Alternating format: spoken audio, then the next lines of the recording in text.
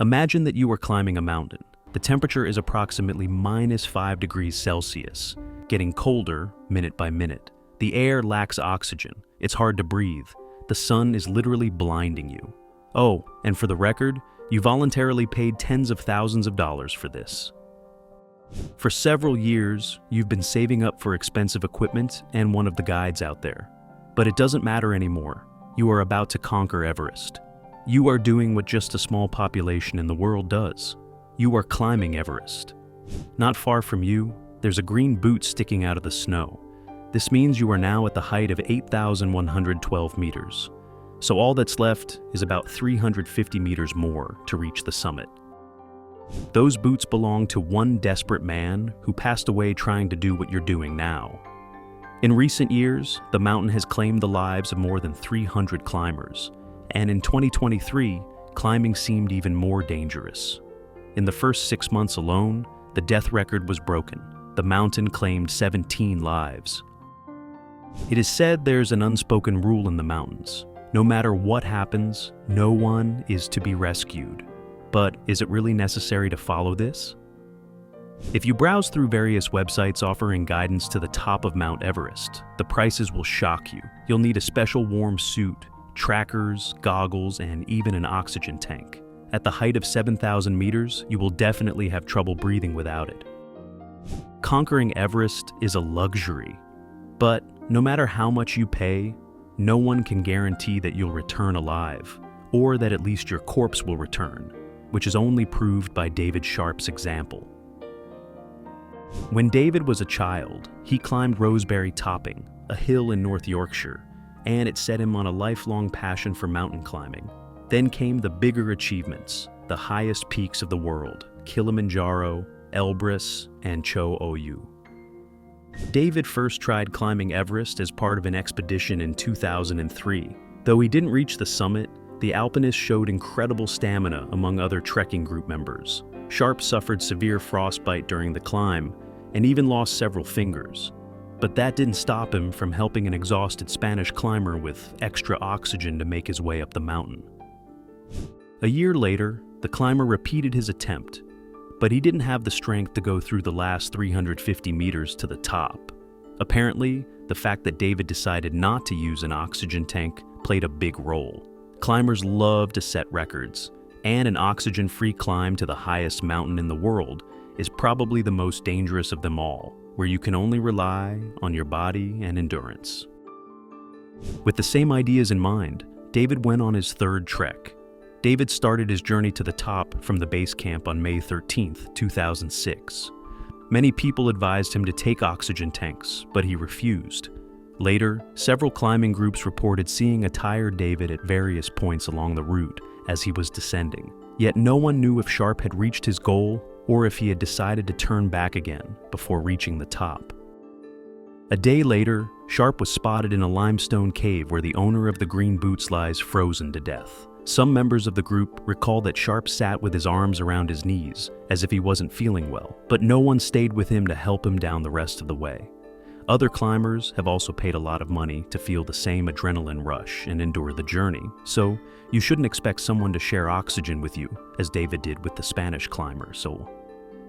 And now David was sitting all alone, slowly losing consciousness from the unbearable cold. He had tried so hard to cope on his own, but now he needed help. Eventually, another climber found the man, gave him medicine and oxygen, and moved on. Shortly afterward, when David was spotted by the next group of alpinists, Maxim Chaya was among them, who decided to sit down and talk to David. But as soon as Maxim tried to look into his eyes, he saw that David's face had already turned black. The group members were frightened and began to think of a plan to help. But the other climbers told them to keep going and not risk their own lives. David passed away alone on the slopes of Everest. His death sparked a series of controversies in the media, raising the question of whether to take risks to help other climbers in need in the harsh mountain environment. After all, David's serious condition was noticed by more than 40 people. Their indifference makes you further lose hope in humanity. Does it mean that in the mountains, everyone rescues themselves? David's mother, Linda Sharp, doesn't blame the other climbers. In a conversation with journalists from the British weekly Sunday Times, she said, "Your duty is to save yourself, not to try to save someone else." But David wasn't the only one giving everything on the mountain.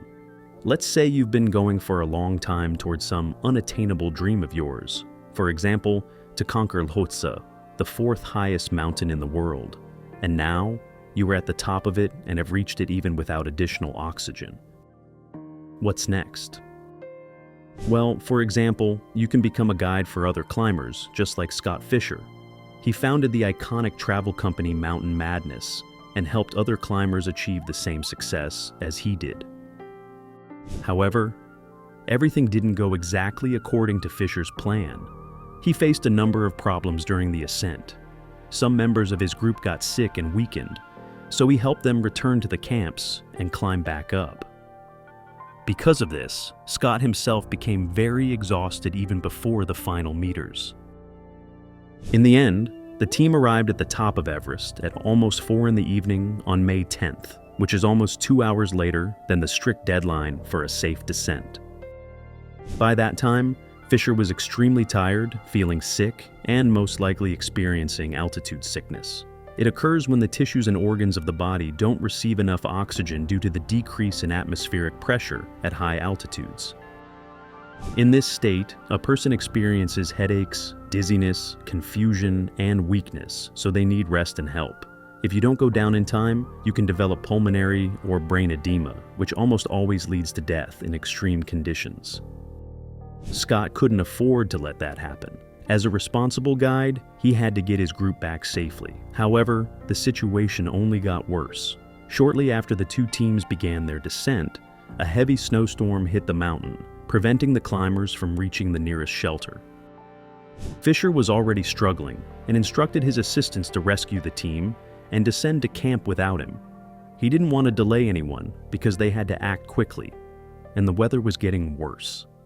His teammates managed to rescue several members of their group who were unable to cope with the blizzard, and even one person from the rival camp. But when the climbers returned for Fisher, he was already dead. His body was moved off the main route and remains on the mountain to this day. Still, no other climbers from Fisher's team died. Does it mean some guides aren't afraid to put their own lives at risk? Or not? This blizzard was one of the deadliest in the history of Everest, because, along with Fisher, 8 people lost their lives. I think you've already understood what I'm getting at here. On Everest, help is never guaranteed. Even if you're dying, other climbers might pass you by. Not because they're heartless, but because they're trying to survive too. Your body might be found many years later, when your loved ones might not be alive either. And yet, climbers keep coming. Because for some, touching the roof of the world is worth everything, even if they never come back down. Take a look at this post on Instagram by Jelje Sherpa. A Nepalese man self-evacuates a victim on Mount Everest at an altitude of 8,300 meters. During the climb, he decided to turn his clients around to save another climber's life. Usually, such an evacuation requires at least 5 participants, and he carried the victim to the nearest camp on his own. No one had ever done that before. Not alone. Not at 8,300 meters. It was the first rescue of its kind, and a reminder that even here, at the edge of the world, humanity still exists. Now, imagine you are climbing Everest and have been saving for your dream of conquering Everest all of your life. If you were 350 meters from your dream, would you turn back to save someone else and risk your own life? What would you choose, the summit or a life? Write it in the comments.